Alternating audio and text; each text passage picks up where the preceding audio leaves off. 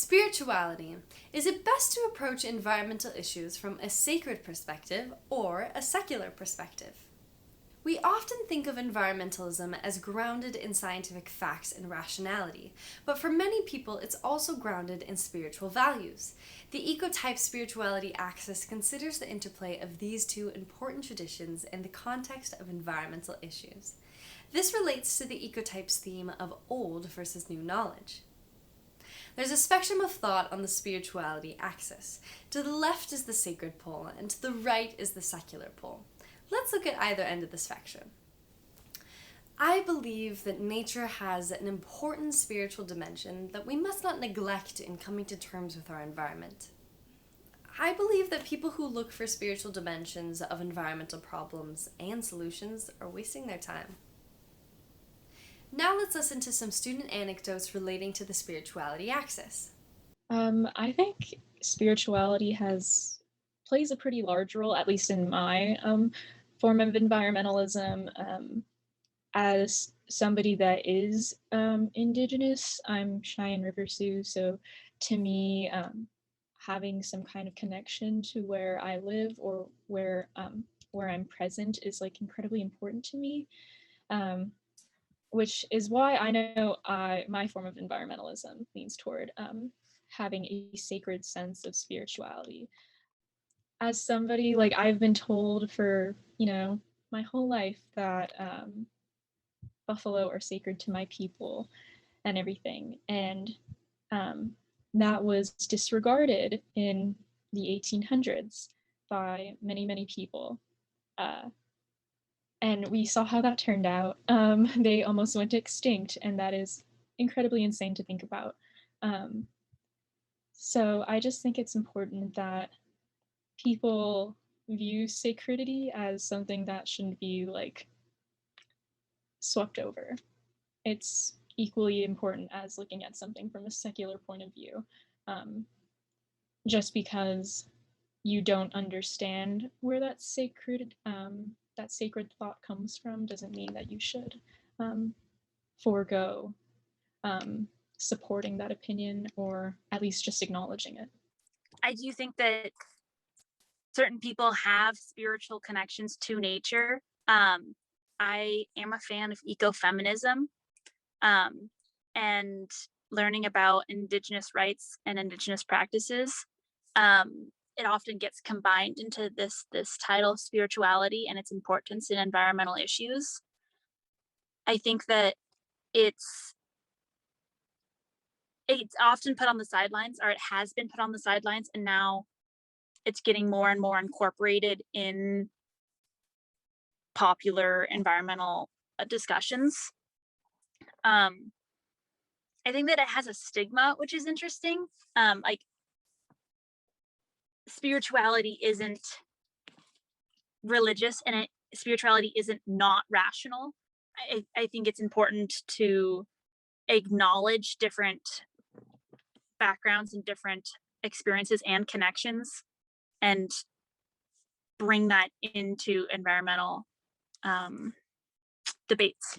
I personally have like some limited sense of my own spirituality, and whatever that limited sense is very much tied to being in quote unquote nature, and nothing really else. And it's hard for me to define, but that's the only part of it that I really know for sure. And also I think I have so much respect for people who experience that even more than I do, who really experience a spiritual connection to like the wild, to nature. And even as like a self-defined scientist, I also so acknowledge the shortcomings of science as a discipline. And so do not pretend to say that anything that is not like quote unquote academic and published in a biology journal can't be true. I definitely think so many things that are not published in a biology journal can be true, and can be very valid for the people that experience them. I mean, ultimately, I do have this like bias against spirituality, assuming that the scientific method is like inherently more correct than it. I believe that even if you don't really consider spiritual practices to be objectively true, they often do have bases in reality. So I guess I consider both to be valuable, especially if that spiritual practice has been rooted in that particular, if the environmental issue is in a particular area, and if that spiritual practice has been tied to that particular area for a long time, I do consider that practice to be valuable in understanding it. So I guess I'd consider both to be valuable in that sense. For me, as a Christian, I think that it's the responsibility of people to protect nature and to be good stewards of the environment that we're given. So religion or spirituality does play a role in my personal beliefs about protecting the environment. And so I think that nature does, just as itself, justifies the need to protect it. But I do still think that nature being sacred isn't the only reasons to take environmental action, and it's not necessarily the reasons that will encourage everybody. I mean, in the United States, you have separation of state and religion, and so when we're talking about these changes at large institutions, I don't think the motivation should necessarily be a spiritual reason. I would say that's more of my like personal values there. Nature being sacred can be motivation for some people. So if you want to encourage other people to protect the environment, then maybe being able to help them understand how that might connect with their religion or spiritual beliefs could be an idea. Even beyond just thinking about nature, when we think about the injustices related to the environment and how normally religion encourages people to take care of their neighbors, help people who are facing injustices, that can be further motivation for people to recognize the need to be able to take action to help the environment more. Yeah, so I've always felt like nature had a very spiritual aspect to it, mostly because my family, they've always seen nature as something you nurture and take care of, such as my mom. She like talks to flowers, she like talks to plants, and somehow they respond. I don't know, but she says they respond.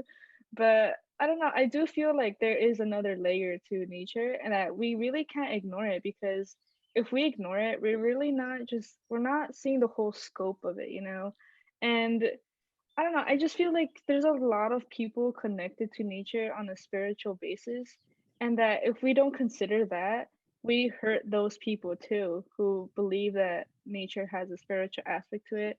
Nature also has a lot of beneficial remedies for people, and just ways that can heal people in ways that we won't even like think about sometimes. Sometimes we think about how in the medical field it's just like chemicals, this and that, but also like nature provides us like medicine and different types of ways to heal people.